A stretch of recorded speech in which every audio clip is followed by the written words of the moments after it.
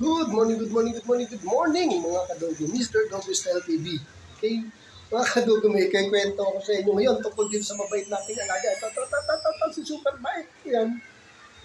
Sa sobrang bait, halos di ko marinig tumahol. Imbis na magbantay na magnanakaw, baka siya nakawin na magnanakaw. Kasi sobrang bait talaga nito.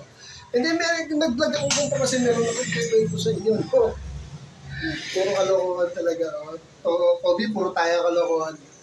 Kasi kaninang umaga ako nagising, wala si Mrs. nag-zumba.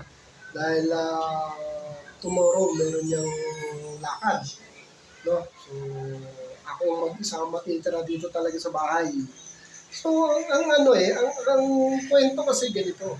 Pag-gising ko, ng tao, may nakita akong 3 pirasong chicken, prito. May breadcrumbs pa. Ako gusto. Nakikinig mo, di mo breadcrumbs, 3. Diba ako, hindi naman kasi ako kumakain ng fried chicken talaga. Ayoko talaga yung mga ganyan. Unless kung talagang no choice na, no? Ginawa ako, ilang tao, hinimay ko. Baka ako hindi pa napakain itong mga alaga ko. So hinimay ko, dami nun.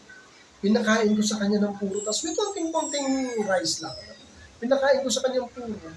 Tsaka kay Maggie, si Maggie, konti lang mo kakain. Okay na, hindi kumain na. No? Dumating si Mrs. Hindi ko akalain dumating si Mrs. kasi nandun ako sa loft ko. Remember, nag-aalaga ako ng kalapati, mga racing pigeon. Isa yun sa channel ko, about racing pigeon. So pagdating ni Mrs., hindi kami nag-uusap niya. Pagdating niya, pinakain niya yung aso. Pusa. Yung pusa, hindi ko napakain.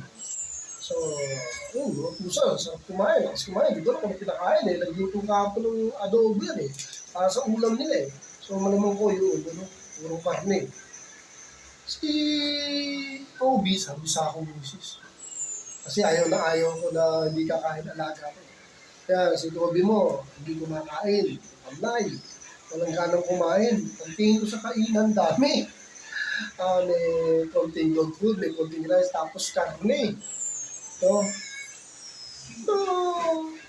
napangiti ako sa sarili ko. Sabi ko, kawawa naman, hindi ko makakain. Kasi mga kadogo, hindi ko maamin na napakain ko ng upos kayo fried chicken. Kasi kanina pagtingin niya, asan yung fried chicken? Para sa mga bata yan, nila CJ, tsaka sa ako. Ako pigit ako ito, patay ako, yari ako dito. Dalawa kasi kagabi pa ako ulam yung pinakain ko sa ano. So sa madalit salita, nag-worry si Mrs. Hindi niya alam, busog na busog si Kobe. Pag ilagay tayo, dito lang ako nakapag-almusal. Almusal ko pala yun. So, ayun. Hindi ko maamin na ako ang pumitik doon sa 3 malaking fried chicken na hiwa. Ano yan thigh, tsaka legs magkasama. Talagang isang buo doon. 3 ganun. Oo nga pa naman dahil hindi na ako makakain. Dahil alam doon, magagalit ako pag di ko kain. Hindi ko tuloy maamin. Wala na, nakain na. Yun. Ginawa ko, yung pinakain ko niya, hindi kumain. Tinago ko, pinapapakain ko yung gabi sa kanya. Para mamayang hapong merienda niya. Lagot tayo, Kobe, pag ikaw, ayun lang, kinuwento ko na natatawa ako yari lang. So, pag bumahal ko sa aso, pagkain pala namin yun, hindi ko, almusal din. Hindi talaga ako nakapag-almusal. Iyari ako. Pero mamaya sasabihin ko, kasi baka mag-worry din yung mga bata na hindi kumain si Kobe. Hindi nila alam, ang lakas lumamon.